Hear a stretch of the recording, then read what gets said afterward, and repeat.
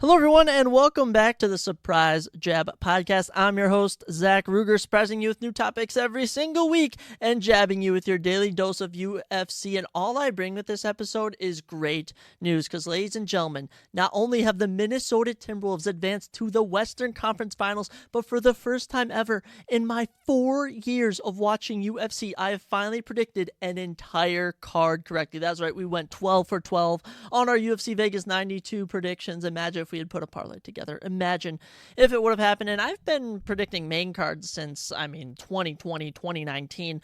But it really began with this podcast where I started looking at the prelims and actually dropping my predictions for the whole card. So I consider that official under a year that we were able to predict a full card on the podcast, at least that is. But for today's episode, we will be recapping all the fights that went down at UFC Vegas 92. And we were pretty spot on with a lot of our predictions. So I was happy with that. As well, we'll be doing a little discussing film segment where we go through 10 of Discussing Film's most recent news. We're also going to be speaking about the new Netflix series Baby Reindeer. I recently watched that and definitely have my thoughts on that show.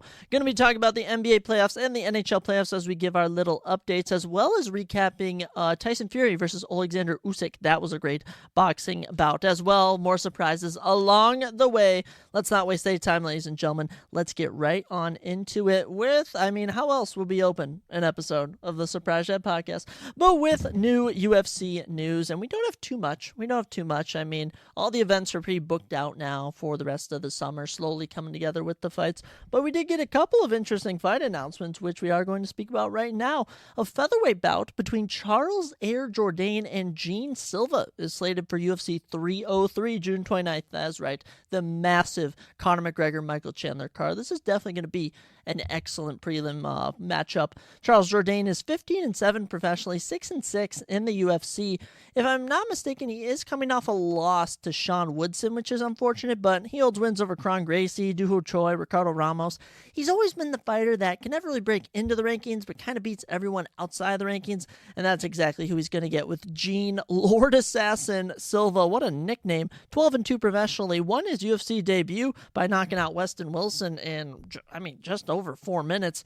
Incredible stuff. I am excited for that one. Early prediction, as much as I love Charles Jourdain, Gene Silva is an absolute killer. He's on a 9-fight winning streak, coming out of Brazil, coming off of Dana White's Contender Series. I'm excited for that one at UFC 303. Another fight between two fighters where the loser will without a doubt be cut from the UFC. Middleweight matchup for UFC Saudi Arabia, June 22nd, as Abu Azaitar and Dennis Talulin do battle. Dennis Talulin is 1-4 in the UFC, 11-9 professionally. Abu Azaitar is 14-3 professionally, but 1-2 in the UFC. And Dennis Talulin, biggest win of his career is over Jamie Pickett. Abu Azaitar doesn't really hold a notable win, Jack Marshman, if you want to call it that.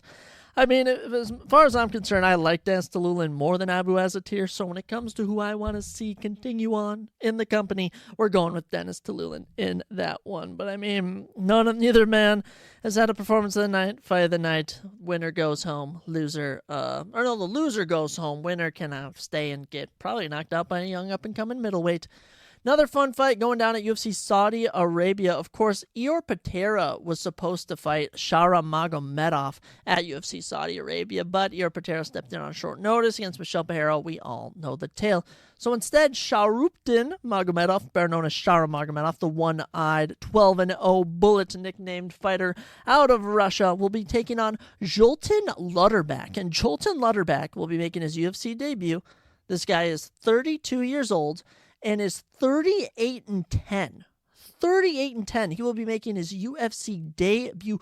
48 professional bouts. Might I add you, he has a draw, so this will be his 50th professional bout, and he's yet to fight in the UFC. 38-10 record isn't too bad, and this is yet another test for Shara Magomedov. He was able to beat Bruno Silva last year in his debut. I'll be very interested to see how he does in this one. Obviously, I'm picking Shara Magomedov to win. He is so intimidating. He's so just ferocious and just looks like a guy who will kick your butt, whether you're on the street or somewhere. I love Shara Magomedov, but as far as a opponent goes of notable status, this guy really isn't it. But hey, it's usually these short-nosed fighters that give them a run for their money. One more fight we'll mention for the episode going down at UFC Saudi Arabia. Fareed Basharat will be replacing Said Nurmagomedov to take on Montel Jackson on the prelims. Fareed Basharat is 12-0 professionally, 3-0 in the UFC. Picked up a big win over Taylor Lapalooza last time out. Actually holds a win over Damon Blackshear as well. This guy's a really good bantamweight on the verge of the rankings, and this is the type of guy you need to beat in Montel Jackson to get into the rankings. 13-2 professionally, 7-2 in the UFC. He has a performance of the night win over Julio Ars. He's knocked out Brian Kelleher, beaten Reni Yaha. I mean, this guy is legit. That's a high-level unranked bantamweight matchup. And ESPN actually just dropped their rankings for all 11 weight classes in the UFC, and they had bantamweight at 2, which I think is easily so accurate. The only reason it dropped down is because lightweight is on absolute fire right now, but watch out for bantamweight. Them boys are coming for the throne. So that's all we really got when it comes to new UFC fights. Nothing too much. I mean, soon we'll be getting some bigger announcements here and there where cards are going to be and such. But as for now, we just get a little bit of minor fights being announced, if you will. But I'll tell you something that is not minor. I'll tell you something that is so major. I was jumping around my living room last night, guys. I was all over the place. I was like bouncing off the walls. I was like a tennis ball on a basketball court. I don't even know what I'm saying because the Minnesota Timberwolves freaking did it. We won games 6 and 7 and are going to the Western Conference Finals. I kid you not. I'm so excited. I was so excited, and I was nervous. I mean, last Thursday when we were recording our last episode, I was kind of saying, this could be the end of the Timberwolves. I'm done covering the NBA if they lose. And they decide to beat the Nuggets by 45 points. I mean, it was incredible. I was able to go to bed early. Like, I didn't have to finish the game on Thursday. It was incredible. I mean, Jane McDaniels had 21 points. Cat, 10 points, 13 rebounds. Anthony Edwards, 27 points. Naz Reid, 10 points, 11 rebounds. Mike Conley Jr., 13 points. Everyone was on fire. Everyone was playing good. Nuggets were held in check. Nikola Jokic, 22 points. And I mean, I was nervous. I was nervous going into Game 7. Let me tell you, because we had just won by 45, but we had been down 3-2. And here we were coming into Game 7 last night. And I had work in the morning, so I was kind of like, should I stay up? Should I go to bed? But I was like, you know what? I'll tough it out. And the first half was rough. The first half was so rough. I mean, the Timberwolves, they were going back and first in the first quarter. And then the Nuggets went on like a 20-0 run or something. Going into halftime, we were down by 15. Anthony Edwards had 2 points at halftime. 2 points. I mean, like, what? What are you doing? You're supposed to be the next Michael Jordan, only dropping 2 points. But like everyone knows, basketball is a 2-half game. And as the third quarter came around, the Timberwolves started catching some momentum. They went on a 19-1 run, and by the time the fourth quarter hit, it was anyone's ball game. And let me just tell you, Jaden McDaniels was on fire. 23 points. Karl-Anthony Towns D'ing up Nikola Jokic. I mean, you would have thought Cat won Defensive Player of the Year the way he was locking up the MVP of the league. 23 points, 12 rebounds. I mean, the blocks and steals, they don't really show on the home Google page, but let me just tell you, they all had a lot. Rudy Gobert, 13 points, 9 rebounds. Anthony Edwards, 16 points, but mind you, like 11 of those came in the fourth quarter. Some of the most clutch shots you'll see. Also had 7 assists and 8 rebounds. Naz Reid off the bench, 11. Nickeil Alexander-Walker, 17 minutes, 0 points. Did not contribute, was missing some threes, but it didn't matter. Before you knew it, the Timberwolves were up 92-82. And I mean, that was that. You saw Anthony Edwards waving goodbye to the crowd. Nikola Jokic got mad at him. And I mean, it was game over. The Minnesota Timberwolves are going to the Western Conference Finals. And might I just say, I do feel bad for the Nuggets because Nikola Jokic and Jamal Murray were the only players that showed up for this game. Of the 90 points scored by the Nuggets, 69 of those points came from Nikola Jokic and Jamal Murray. Jamal Murray, 35 points. Nikola Jokic, 34 points, 19 rebounds. Aaron Gordon, who averaged close to 20 points throughout every playoff game, 4 points. 4 points. Michael Porter Jr. couldn't hit a 3, 7 points. Kentavious Caldwell-Pope, Christian Braun, 5 points each. I mean, the Nuggets they were locked up. They were locked up, and the Minnesota Timberwolves will be going to the Western Conference Finals. You may be wondering, Zach, are they playing the Thunder? Are they going to be squaring off with the Thunder? And no, sir. No, sir, they will not, because the Dallas Mavericks beat the Thunder in 6 games. Absolutely crazy, and it kind of sucks because I don't like the Thunder, but I kind of do like the Mavericks, so it will be unfortunate that I'll have to root against the Mavericks. But I mean, Luka Doncic, crazy incredible in Game 6, 29 points, 10 assists, 10 rebounds, a triple-double. Kyrie Irving dropped 22. Derrick Jones Jr. dropped 22. It's going to be a crazy good match matchup. I mean, you're going to have Luka Doncic on Mike Conley. You're going to have Kyrie Irving on Anthony Edwards. They might even switch that around. Kyrie might be on Mike Conley. I mean, I don't even know. Who do they run at small forward? Is it Derrick Jones Jr. or is it PJ Washington? It might be Derrick Jones Jr. versus Jaden McDaniels. But as far as Daniel Gafford and PJ Washington versus Rudy Gobert and Karl Anthony Towns, I'm not too worried about that.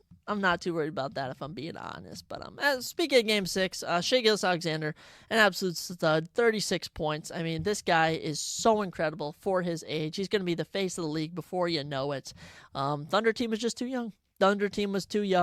And they unfortunately just could not play. So the Mavericks or Timberwolves will be representing the West in the NBA Finals. So I think even if the Timberwolves do lose to the Mavericks, I'll be super sad, but I won't be necessarily mad at the Mavericks. It'll be more of like a respect for them. But like I said, I don't think they will. I think the Timberwolves are going to go all the way. Speaking of the East, we already knew the Celtics were in the Eastern Conference Finals, but who they were playing was an absolute shocker to a lot of people, because I think a lot of people, including myself, thought the New York Knicks were going to get it done, and by some miracle in New York, the Pacers win by 13 and close it out. Actually, I was looking at Game 6. They won by 21. I was looking at the Game 6 stats. Pacers win 130-109. Close out the Knicks in New York. Jaw-dropping. The 6-seed Pacers are in the Eastern Conference Finals. 20 points from Pascal Siakam. 19 points from Aaron Nesmith. 17 points from Miles Turner. 20 points from Andrew Nembhard. 26 points from Tyrese Haliburton. 12 from TJ McConnell. It was a team effort. And might I say, though, really the main reason is that Jalen Brunson got hurt about 30 minutes into the game. Only had 17 points and 9 assists. Such a shame. I think he actually fractured his hand or thumb or something. So Jalen Brunson's going to be out of it for a while. Dante DiVincenzo did step up, 39 points. Alec Burks had 26, but Josh Hart only 10. OG Anunoby, 5 points. Isaiah Hartenstein didn't even score. Knicks, sucks to see you not in it, but Pacers, best of luck, man. I don't know how the Pacers are going to do against the Celtics, but I'll be rooting for them. I'm not necessarily a Celtics hater, but I'd want to see the Pacers. If I was the Timberwolves, I'd rather face the Pacers in the NBA Finals. So that's our NBA talk for this episode. Vibes are high. As a Timberwolves fan, vibes are high. And when it comes to the NHL playoffs, might I add, my bracket is looking absolutely phenomenal. I mean, clearly I know puck. Clearly I know a bit about hockey. Clearly I know some stuff, as the Rangers, New York Rangers, who I predicted to win the Stanley Cup, are currently in the Western Conference Final, or the Eastern Conference Finals. My bad. I know my conferences. They'll play the Panthers in Game 1 on Wednesday, but they closed out the Hurricanes last time on Thursday, 5-3. Amazing shooting performance from them. 13 shots on goal, 5 goals, something like that. I can't even see. The game stats are absolutely atrocious here on Microsoft Bing, but it is what it is. Vincent Trocheck getting a goal for the Rangers. So did Artemi. Actually, no, it was Chris Kreider who got a hat trick. Chris Kreider got a hat trick on 18 minutes and 40 seconds of puck time. Amazing stuff.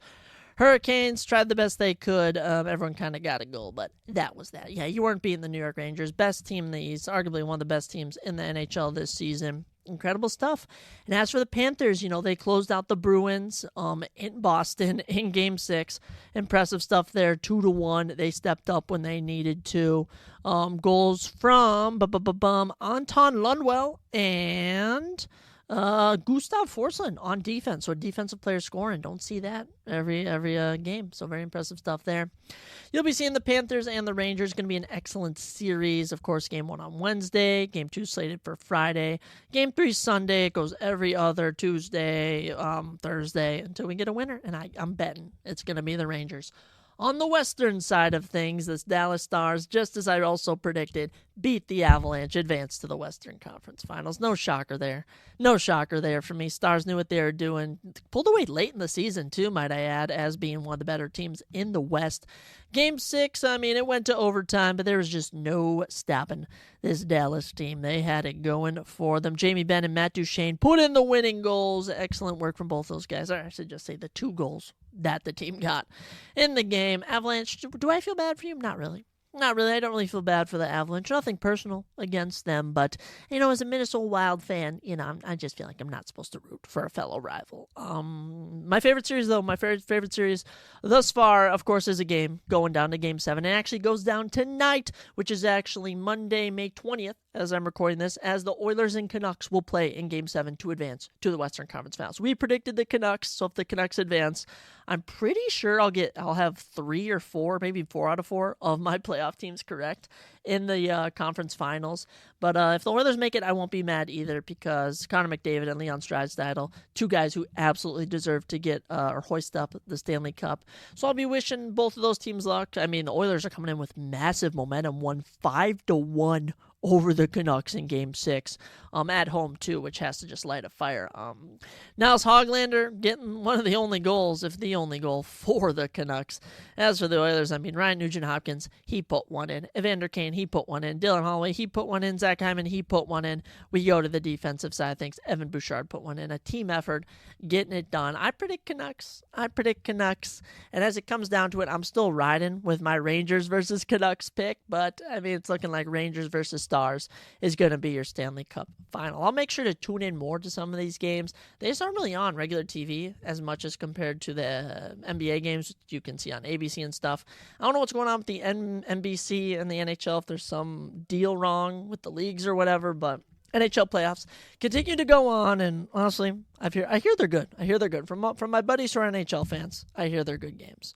I mean, apart from UFC, there was also another event going on this past weekend. That was a massive boxing bout between Alexander with an Alexander Usyk and Tyson Fury in the boxing realm. This was an absolutely massive event. This was to unify the heavyweight belts, if you will. I don't even know how the belts work in boxing, but this was an absolutely massive boxing bout, and it did not disappoint. And let me just say, boxing has been on absolute fire in 2024. I mean, we've seen Fury versus Ngannou. We've seen Ngannou versus Joshua.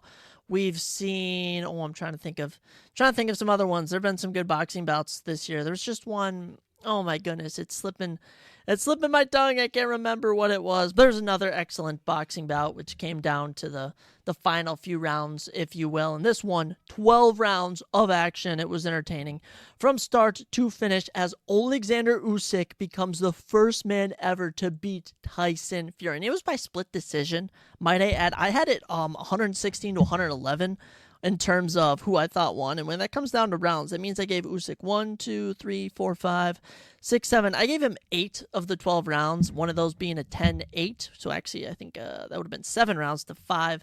But I mean, Usyk, absolutely incredible in it, actually outboxing Tyson Fury. Total punches, Usyk had 170. Tyson Fury had 157. Fury threw 496 total. Usyk threw 407. Absolutely crazy. Total jabs, Fury had way more, 62 compared to 48 for Usyk. But power punches, 122 to 95. And everyone just cannot stop talking about round number 9 when Usyk almost knocked out Tyson Fury. It was absolutely crazy. Fury was wobbling around the ring. The refs saved him from being knocked out. He tried to hit him with a standing TKO to end the round. It was kind of BS, if I'm being honest. Usyk had him. And man, absolutely amazing. Fury is good. Usyk is better. And he's from Ukraine, and honestly, surprisingly, did not really bring up anything political with Ukraine. Usyk was all about family, gave a shout out to the Lord. I mean, dude is just as humble as could be for just beating a guy who is 36-0. I mean, Alexander Usyk, gotta be one of my favorite boxers on the scene right now. And apparently they're going to do a rematch next. I don't know if I'm necessarily sold on them doing a rematch.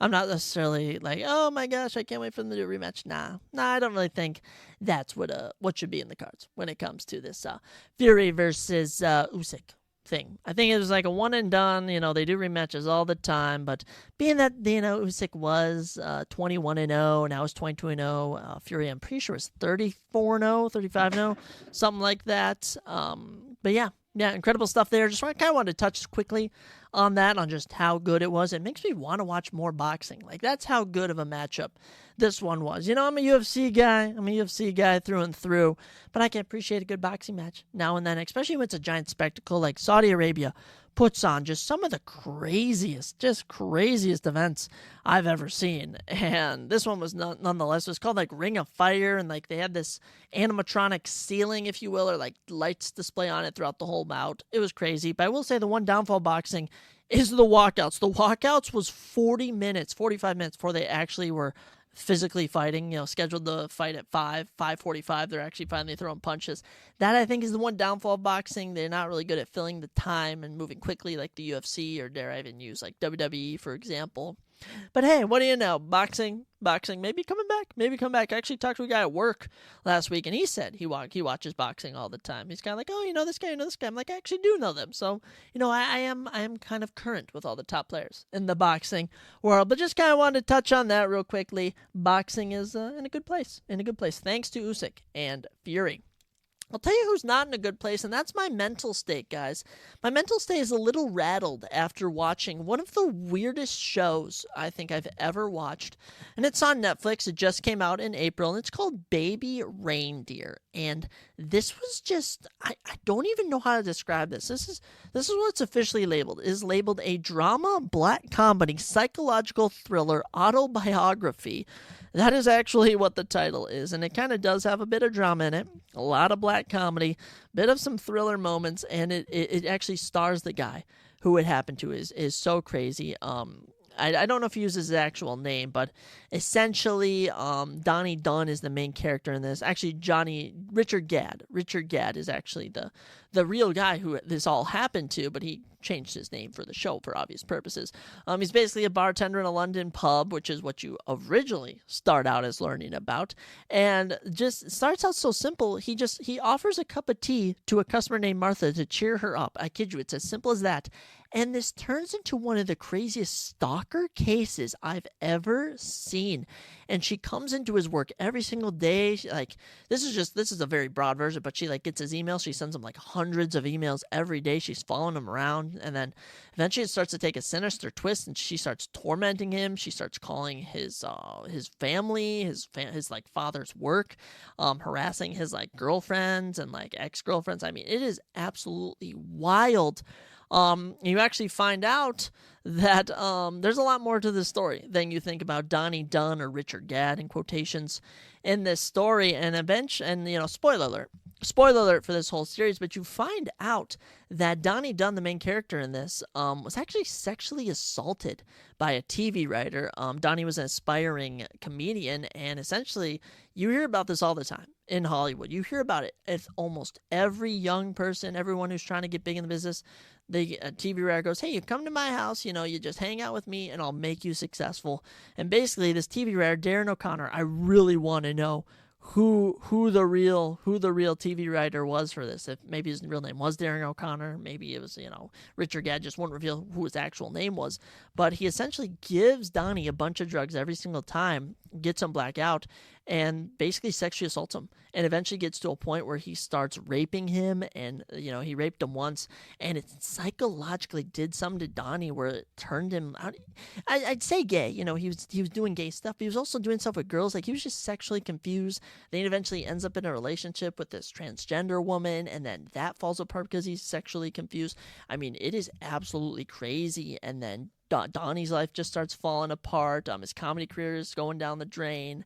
And it is just an absolutely wild ride. And it's not even bad. It's almost just I'm uneasy as I'm watching it. And because of that, I recommend everyone else watch it so that you all have to suffer the same fate I did for watching the whole thing. And me and my girlfriend, we sat through it and watched all 7 episodes at once, which I don't recommend. Binging is fun for a time, but when you just force yourself to sit there and watch every single episode, let me tell you, it takes a lot out of you. But Richard Gadd is amazing acting as the person who it happened to. Jessica Gunning is honestly amazing as Martha Scott. It's so believable. It's you actually believe this is all happening. It's absolutely incredible. And man, just absolutely amazing stuff all over for the episode when it comes to the actors and the story. But it's dark. It is dark, let me tell you that. And I wish nothing but the best for Richard Gadd as he tries to sort of sort out his life. And there was a very touching moment where, his father was a very hard-nosed man. And, Donnie eventually kind of comes out to me. He's like, I'm gay, I was sexually assaulted. And his family's so accepting of him. And that was really just a great aspect, I thought, and I liked from the show. But yeah, dealing with stalkers, dealing with stuff like this woman was absolutely crazy. And what's even crazier is that she was real. And this all happened. So be careful who you offer a cup of tea for any bartenders out there. I know I won't be doing that. I won't be going out to bar and giving, oh, hey, you want a cup of tea? And next thing you know, I'm getting thousands of emails every single day. And I'm not going to tell you why it's called Baby Reindeer. You can all find that out for yourself. And something that I'm about to find out for myself right now is what is some of the trending news in the film world. Of course, this is the second installment of our Discussing Film series, where we go to Discussing Film, who has 1.5 million followers on Twitter, and they're the leading source for new movie news, TV series news, stuff about video games, just reality TV and stuff. And honestly, it's been fun. It's been fun just reading through these, checking out all the new things going on in the film industry. So let's go through like we did last time, and we're going to pick out 10 different things, and we're going to give our thoughts about each and every one of them. So first off, there's a new ad dropped from Heineken for Deadpool and Wolverine, and that just kind of brings me to the thought of just how excited I am for that movie, Deadpool and Wolverine, Deadpool 3 essentially, Hugh Jackman returning as Wolverine. Gonna be one of the best movies of the summer, let me tell you, and it has to save the MCU. It has to save Marvel. Marvel's in a terrible place. The last good movie they put out was Guardians of the Galaxy Volume 3. It's just been kind of abysmal, the stuff they've been putting out. I don't even remember the last show or movie besides this that has came out. I honestly can't remember. Captain Marvel, did that come out this year, last year? I honestly don't even know. I don't really care, honestly. And as far as Deadpool and Wolverine goes, I love both those characters. It's going to be amazing seeing them on the big screen. Excited for that movie coming out in July. I think it is July, something like that. Number 2 for today, apparently 2 Pirates of the Caribbean movies are in the works, confirms Jeremy Bruckheimer, one of the reliable sources on the writing team. One of them is a reboot written by Jeff Nathanson, who wrote the Lion King, the live-action version, and the other one will be a spin-off starring Margot Robbie. I am very torn how to feel about both of those. I just think Johnny Depp is irreplaceable as Captain Jack Sparrow. And as much as, the 5 films are all amazing, the first 3 just stand out compared to all of them. Just so amazing, those first 3. One of the best trilogies out there.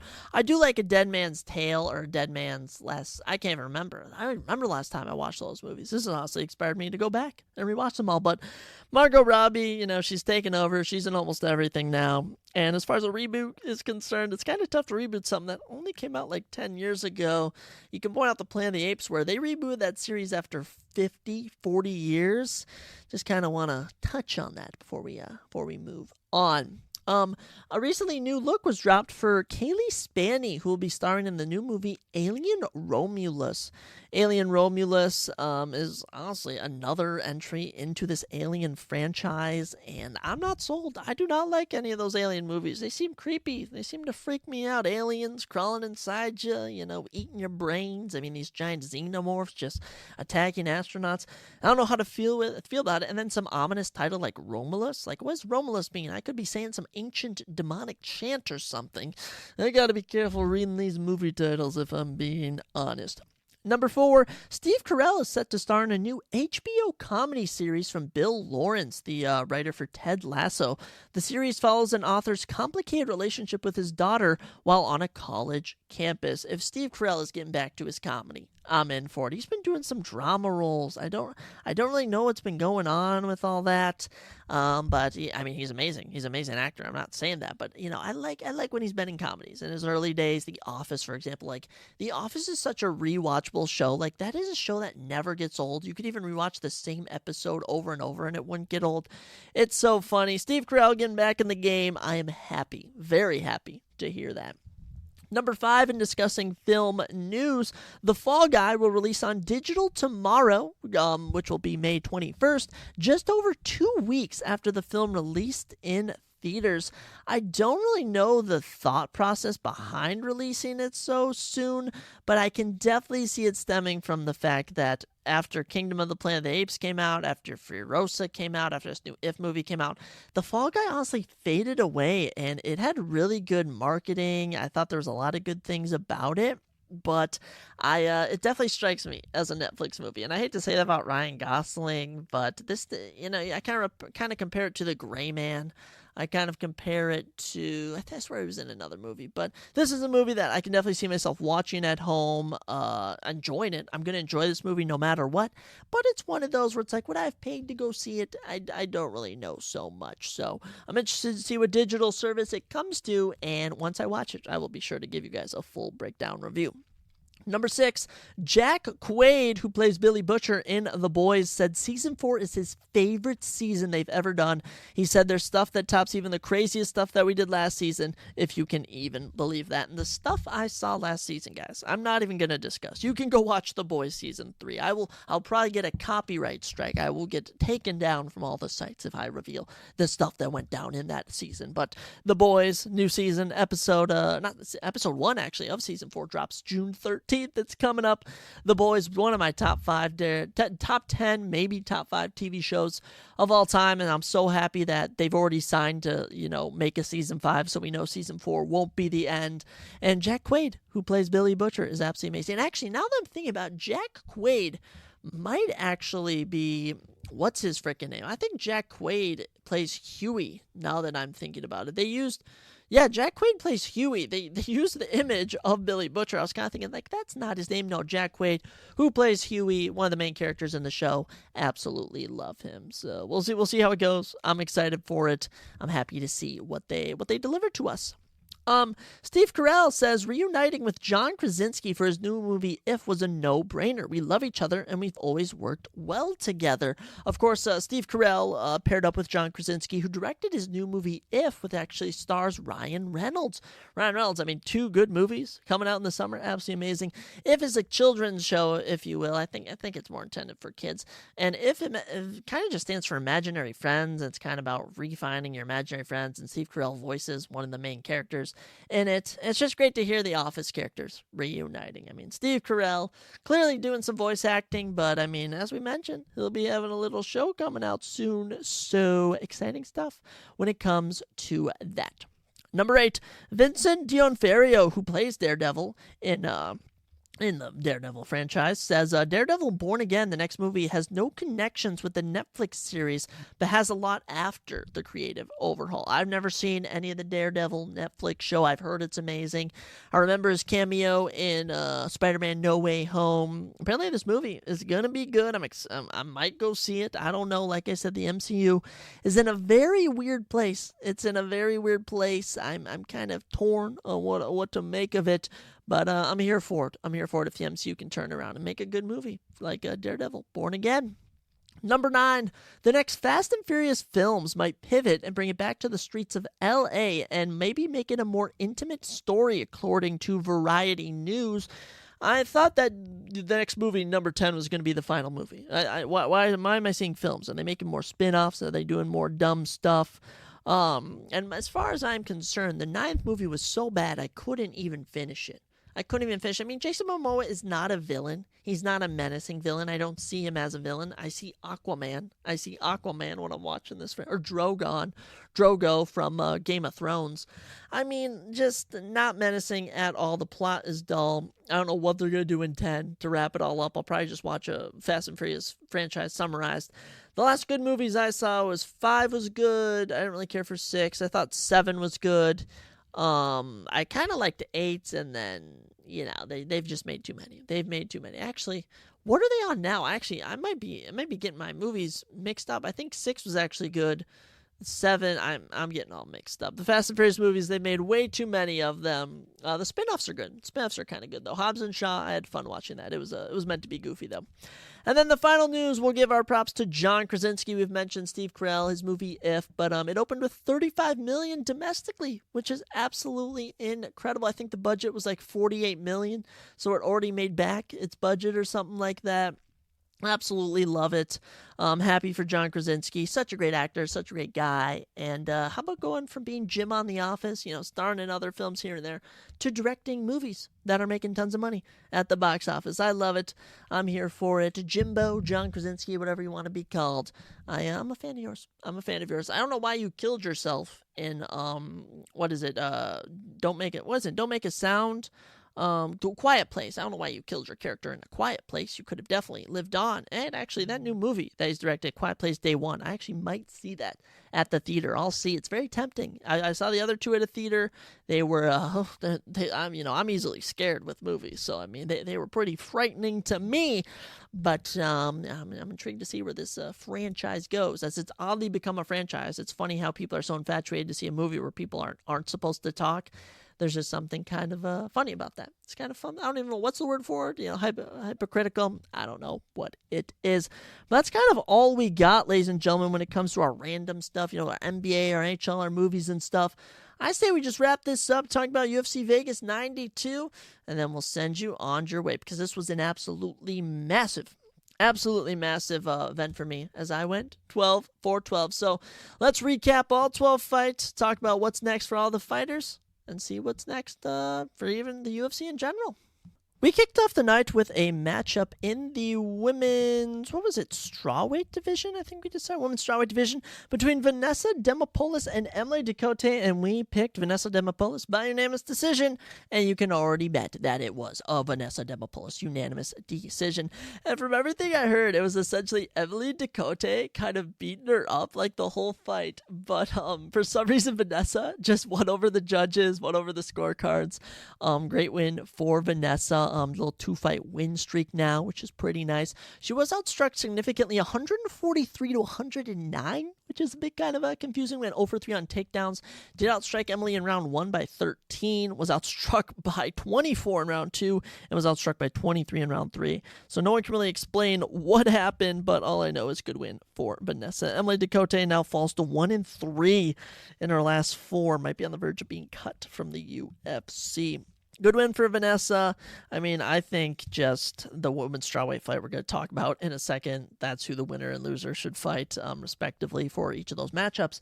But I mean, good win. Good win for Vanessa. Is now 11-5 in the UFC, and her only losses were back in 2021, and in 2023 she lost to Karolina Kowalski, who's ranked right now. Yeah, I like Vanessa's chances of moving up in the women's strawweight division in the potential future. After that, we went to the men's bantamweight division, and we picked Alatenge by unanimous decision, and son of a gun, what do you know? Alatenge got it done. Wins by unanimous decision, and the name of the game, grappling, baby. Oh my goodness. Round 1, 1 of 2 on takedowns, 4 minutes and 10 seconds of control time. I mean, Alatenge landed 3 significant strikes, Cledson Rodriguez 2. Cledson had 0 takedown defense. I mean, in every round, he was just taken down once, and that was kind of that. And, despite landing 37 significant strikes, has just no chance on the feet. I mean, just clearly is just not UFC caliber. Alatenge made quick work of him, and it's quick work as far as the unanimous decision goes, but got it done thanks to his grappling. 3 takedowns, 8 minutes, 10 seconds of control time. And Alatenge is now 3-1, actually is... in his last 5 fights, has only lost once. He had a draw back in 2021. His only loss is to Chris Gutierrez in his last 4 bouts, which isn't too bad. His only other loss in the UFC is to Casey Kenny, sitting at 17-9. I'm Alatenge sitting at a good spot. As for Cledson, 2-fight losing streak, 1-3 now in the UFC. Yeah, it's nearing the end for Cledson Rodriguez. I hate to say it. I really do. But, yeah, Alatenge just had his number. Had his number throughout this whole fight. And, I mean, Alatenge only had landed 18 significant strikes, but had 107 total strikes. So, the grappling was on point. Alatenge was on point, and he got it done. Next matchup in our women's strawweight division, this was a weird one. This was a weird one. There's always a first. There's always a first on every card. And we had a disqualification in round number 2, as Piera Rodriguez, who had seemingly won round 1, landed a takedown, had landed 9 more significant strikes than Ariana Carlosi, knocked down Ariana Carlosi, got into top position, and then headbutt her 3 times in a row. The referee warned her. She did it again. The referee was like, do not do it again. And she did it a third time, and he was like, stop this fight. Mark Smith, don't play no games. And I was kind of like, what are you doing? Like, I'll take it. Ariana Carnelossi clearly is not that good, but won by DQ. Kara Rodriguez, just so silly. And totals from the fight, Piera Rodriguez dropped her in round 2, had 40 significant strikes to 16, went 1 of 2 on takedowns for 3 minutes 53 seconds control time. Piera Rodriguez was cruising to a win and then just had to go and get herself disqualified. So Ariana Carnelossi gets her 15th win. She's now 3-2 in the UFC. And might I add, she's definitely not going to get another win if she's getting beat up by Piera Rodriguez like this. And as for Piera Rodriguez, sitting now at 9-2, 2-fight losing streak. It's not looking too good. But like I said, we just had a women's strawweight bout to open the card. Vanessa Demopoulos versus what's-her-face? Ariana Carnelossi is right there to make. And Emily Ducote versus Piera Rodriguez is another good fight to make. I think whoever loses both of those matchups probably won't be in the UFC too much longer, but that fight just seems to right itself, if I'm being honest. So, Ariana, you got the win. We predicted by decision. Good enough. We'll take it. We were 3-0 to start the evening, and I was feeling pretty good, especially when we got to our next fight, Abus Magomedov versus Walray Alvarez in the men's middleweight division. And there was never a doubt in my mind. That Abus wasn't going to win this. I just knew Abus was going to win this, but I thought he was going to knock Walray Alvarez out. I didn't think he was going to grapple him to a victory. Goes the distance, 30-26 is across the board. Abus Magomedov goes 6 of 7 on takedowns for 12 minutes of control time. Might I add to you that in a normal 3-round fight, there's 15 minutes. That means there was only 3 minutes of this fight that Abus was not in control on the ground. Tolls from the fight, 22 significant strikes to 16 in favor of Abus Magomedov, 98 toll strikes to 17 in favor of Abus. I mean, round 1, 3 of 3 on takedowns, 3.5 minutes control time. Round 2, 1 of 1 on takedowns, 4 minutes, 15 seconds. Round 3, 2 of 3, 4 minutes, 11 seconds. Walray Alvarez just looks aged. For being the same age, Walray Alvarez just looked aged. And, he's now on a 4-fight losing streak. He is 1-5 in his last 6. He is 2-6 in his last 8.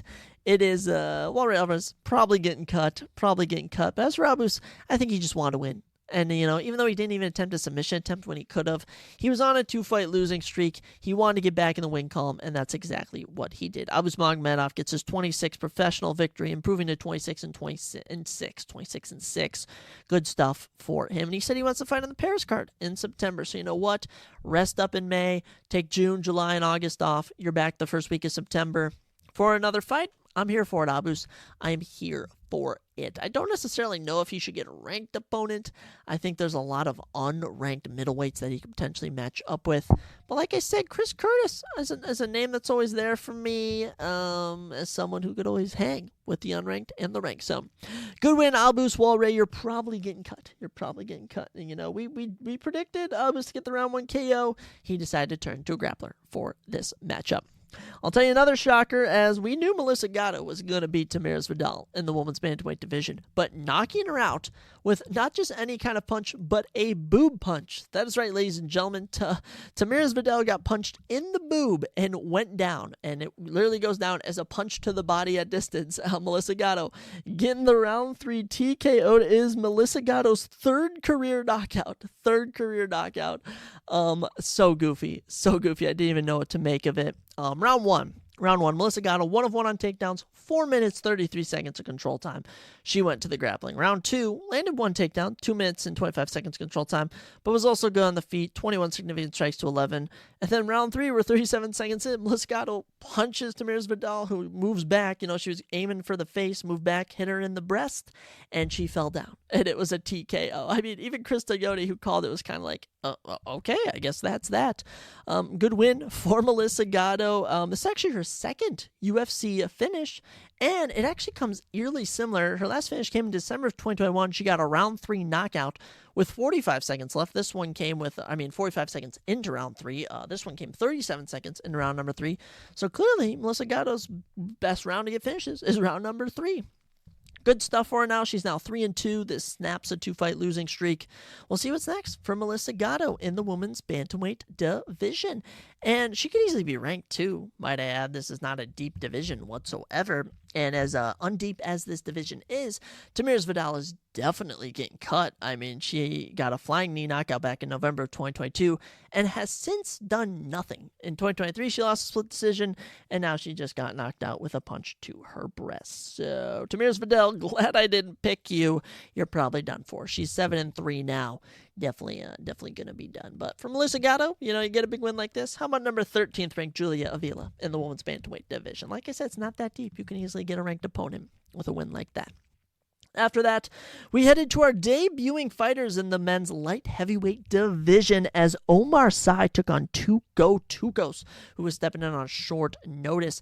And I knew Omar Sy was going to get a submission, and son of a gun, he freaking did it. In the same round, we predicted round 1 Omar Sy submission, and he did it.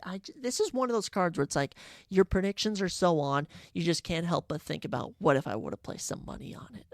Omar Sy, not even 10 seconds into this bout, shoots and lands a takedown on Tuco Tucos. Tuco was able to get back up, and it's still not enough. Omar takes him right back down. The fight lasted 3 minutes and 43 seconds. 3 minutes, 30 seconds of control time. Omar Sy, pure domination. He gets his 4th career submission. Omar Sy improves to 10-0 with 8 finishes. Such a great debut. Such a great debut, especially for the France fighter who also said he wants to fight on UFC Paris. So we could be seeing 2 fighters from this card fight on UFC Paris. I absolutely loved it. As for Tuco Tucos, he now falls to 10-4, and he's been finished in all 4 losses. So that's unfortunate. But Omar Sy, 10-0. Okay, coming from France, 28 years old. I like it. I like it. And we nailed the prediction too, might I add. I mean, when we nail the predictions, it's a good day. It's an excellent day. Omar Sy, very happy for you, light heavyweight. There's so many fights for you. There's so many fighters you could fight. Off the top of my head, none really come to mind in the unranked category. Zhang Mingyang could be a crazy matchup, but that's another discussion for another day.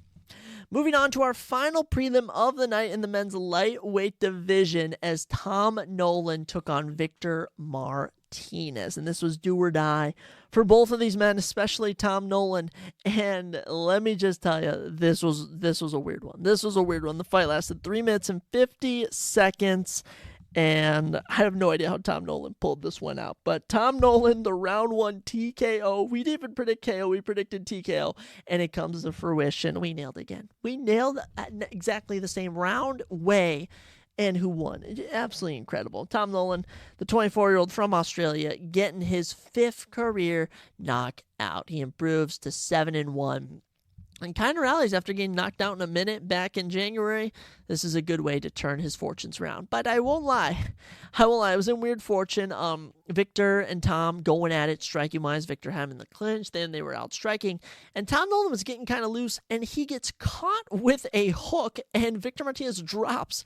Tom Nolan goes in to finish him. As Victor's pushing him up against the cage, Tom hits him with a knee to the body. Starts letting the fist fly. Victor goes down from the knee to the body.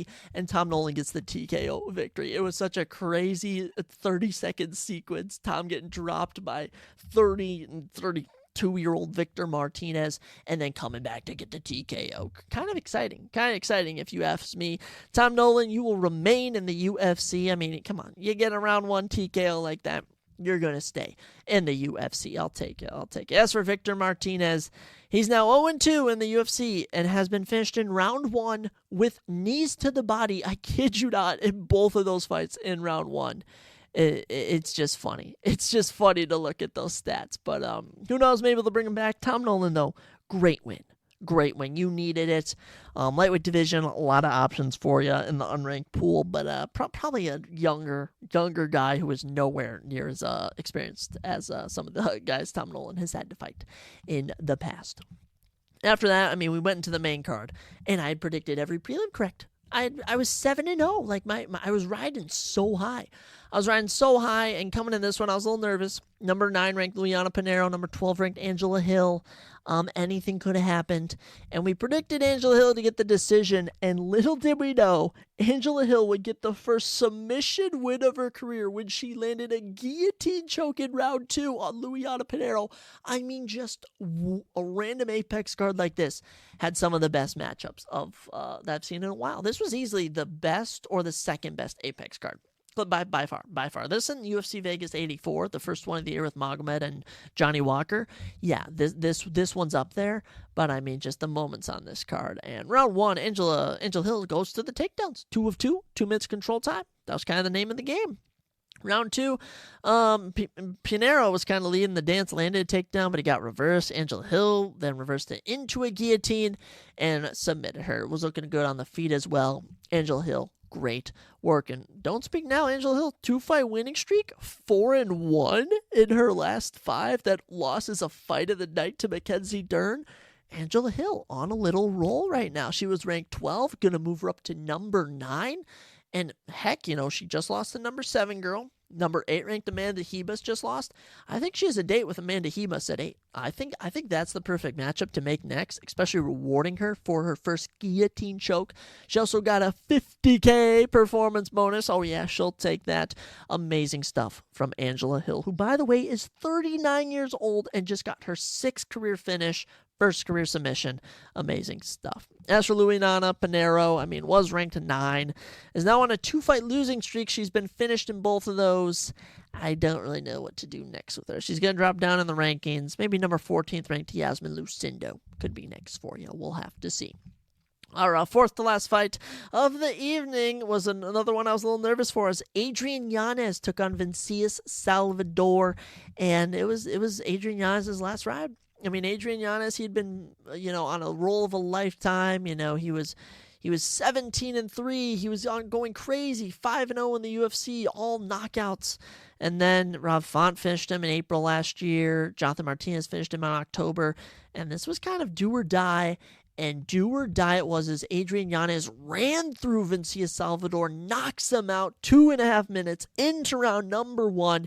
And let me tell you, I don't know how he didn't get performance bonus for this, as he sent Vincius to the floor with a big overhand, followed up with some punches, and that was that. Adrian Yanez back in the win column. Amazing work. Adrian Yanez, that was his 11th career KO in 17 professional wins. Amazing work. Vincius Salvador, it's a tough loss, but like I said, he was going from fighting Victor Altamirano and CJ Vergara to Adrian Yanez. It's a huge jump up in competition. Unfortunately for Vincius Salvador, he's 0-3 in the UFC, so he's probably going to get cut, but Adrian Yanez showing he can hang with the bantamweights in any realm of the divisions. I would honestly love to see him versus number 15th ranked Pedro Munoz. Those two guys are just going to strike. They're going to go to war. I think that's the fight we make next. I honestly think that is, and I think that's a good matchup. In my humble opinion, I think that's a good matchup between a bantamweight who, these guys are both on the verge of the ranking. I would tie them at 15 if I'm being honest. Adrian Yanez, happy to see him back in the win column. And you kind of heard that correctly. We went on a little 5 fights in a row, all by finish, which was absolutely incredible. And as always, there's always that break in the action on a main card. You rarely get a 5 out of 5 main card. And this was the doozy, as Themba Gorimbo took on Ramiz Brahimaj. And this is not Themba's fault. This is just who he had to fight. As Ramiz Brahimaj, of course, all he's known for is going for takedowns, and all he did was try and go for takedowns. He went 1 of 8. He landed 1 in the second round, but other than that, Themba Gorimbo was on absolute fire in his takedown defense. Defended 4 in round 1, actually kept ending up in top control. 3 minutes and 20 seconds of control time for Themba Gorimbo in round 1, 3 minutes 42 seconds in round 2. Themba actually landed 3 takedowns in round 2. In round 3, Themba landed 2 as well for 3 minutes and 11 seconds of control time. So Themba Gorimbo grapples his way to a unanimous decision. 43 significant strikes to 3. Yeah, Ramiz Brahimaj is probably getting cut. 110 total strikes to 15. Themba goes 5 of 6 on takedowns. Ramiz 1 of 8. 10 minutes, 13 seconds of control time for Themba. 3 minutes and 44 seconds of control time for Ramiz Brahimaj. 1 minute of this fight. 1 minute and 3 seconds was not fought in a grappling exchange. That's just ridiculous. And Ramiz Brahmaj threw 2 significant strikes in round 1, 0 in round 2, and 1 in round 3. How is this guy in the UFC? Unreal. Themba Gorimbo, 13-4 now, 3-fight win streak. He just warms my heart. His story is so good, and he basically kind of made a call out that any young African boy in a village can follow his dreams and make it big time just like he did. It was really inspiring. Themba Gorimbo, you are an inspiring man. As for his opponent, Ramiz Brahmaj, he has now gone win-loss in every single UFC fight. So they might give him one more chance. We'll see. But, I mean, excitement level, an absolute 0. Absolute 0. Themba Gorimbo. Happy for you, though. We then got into our co-main event, and I had Chaos Williams getting around 1 KO. And little did I know, is he would do exactly that. Chaos, the Ox Fighter Williams, is so back, baby. In the co-main event, knocking Carlston Harris out cold, and I mean a highlight reel knockout, earned himself $50K. I mean, the arms flailed of Carlston as he went down, huge punch to the head, overhand, and Chaos Williams gets his 7th career knockout. Incredible work, especially being in the co-main event and using it to your advantage. Amazing work. 2-fight win streak now. He's now 4-1 in his last 5. Chaos Williams, don't blink now. Could be on the verge of the rankings. 15-3 professionally. Absolutely love it. 3 first-round knockouts in the UFC now. 5 in total. And this one just as good as the rest. Happy for Chaos Williams getting back in the win column, dropping Carlston Harris, laying a couple follow-ups. That was that. Carlston Harris has 2 losses in the UFC. He's both been knocked down round 1 in both of those. But other than that, you know, he is sitting at 4-2. He'll probably be back. He is 36, so it's kind of a roughie. But Chaos Williams, good stuff all around for Chaos, the Ox Fighter Williams. Welterweight, I don't necessarily know if he's going to get a ranked opponent, but I do know Randy Brown is taking on Elizeu Zaleski dos Santos coming up at UFC 302. I think the winner of that for Chaos Williams could be a great step towards the rankings, in my humble opinion. With that, ladies and gentlemen, we get to the last part of this podcast, and that is the main event. As we headed to the men's featherweight division, as Lerone Murphy took on Edson Barbosa, and we had Lerone Murphy winning in round number 3. Little did we know this would go the distance, and this would showcase just how well-rounded Lerone Murphy is, as Lerone Murphy wins all 5 rounds of the matchup. And hey, how about that? Lerone Murphy, 14-0, and is clearly such a huge step up in competition, excels, looks phenomenal, and gets the job done. Totals from the fight, 220 significant strikes to 79 in favor of Lerone Murphy, 259 total strikes to 79 in favor of Lerone Murphy. He also goes 4 of 6 on takedowns for 5 minutes and 19 seconds of control time. Just domination, and the round 3 knockout was so there. Edson was so wobbled at the end of round 2. Lerone came out in round 3. He was wobbling Edson Barbosa, but then kind of just went for a takedown when he saw Edson wouldn't get out of there. I mean, just amazing work from Lerone Murphy. And by the way, 34 significant strikes in round 1, 41 in round 2, 48 in round 3, 59 in round 4. How did he get better as the fight went on? And 38 in round number 5. Edson Barbosa looked himself in round 1, but after that, just didn't look himself at all. He looked a shell of himself, and I mean, it's crazy to see a guy in Edson Barbosa who knocks out Billy Quarantillo, has one of the greatest fights of the year last year against Sodiq Yusuff, then get dominated by the undefeated Lerone Murphy. I think it just showcases how good Lerone is. He now has 6 wins in the UFC. You know, he's 6-0 with 1 draw in his debut, 14-0, as I mentioned, professionally. I'm excited to see what's next for Lerone. Does he have a nickname? The Miracle Murphy. He did hurt his nose. I don't know if he broke his nose or if he got a huge cut on his nose, so I don't know if the turnaround for UFC 304 in July is there, but I do know he's going to be ranked number 12 come Tuesday, come tomorrow. So exciting stuff for Lerone Murphy. As far as who should be next for Lerone Murphy, I'm loving number 10 ranked Calvin Kattar.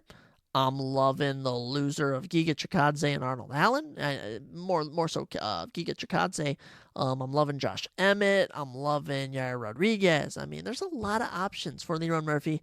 As for Edson Barbosa, I just think fun fights are what he should do with the rest of his career. You know, go up to lightweight, fight someone fun, fight someone, you know, just do something. Do something. Don't be fighting these hungry up-and-comers. That's how you get knocked out. That's how you get finished. But it wasn't fight of the night. It was good from what I saw. But every time I looked, Lerone Murphy was just kicking butt. So Props to both men. I give you my kudos. But yeah, the night belongs to Lee Rowan Murphy. Incredible work, guys. And with that, we capped it off 12 out of 12. I don't know how we're going to top that. I don't even know. How do we top that? We predict every single fight exactly right. We predict a card 13 for 13. I mean, this was good. This was probably my best predictions I've ever done. I don't even know what it was. I didn't look too in-depth. I looked just in-depth enough to pick some stuff out. I'm happy for it, guys, but we're on a roll now. 12 fights predicted in a row. I really should do my yearly tally, as I'm kind of going to get a bit of time off. We will be dropping a Thursday or Friday episode, but we're gonna have some time without a UFC event next weekend before our next episode. So I'll try and tally up how many predictions I've gotten right and wrong so we can kind of actually look at how good we are with all of our predictions. But that'll do it for today's episode. This was a fun one. Talked about a lot of things in movies, TV shows, sports, UFC, all sorts of surprises on the Surprise Chef Podcast. So, ladies and gentlemen, make it the best week of your lives. Whenever you're listening to this, just know you are amazing. And I will catch you next time on the Surprise Jab Podcast.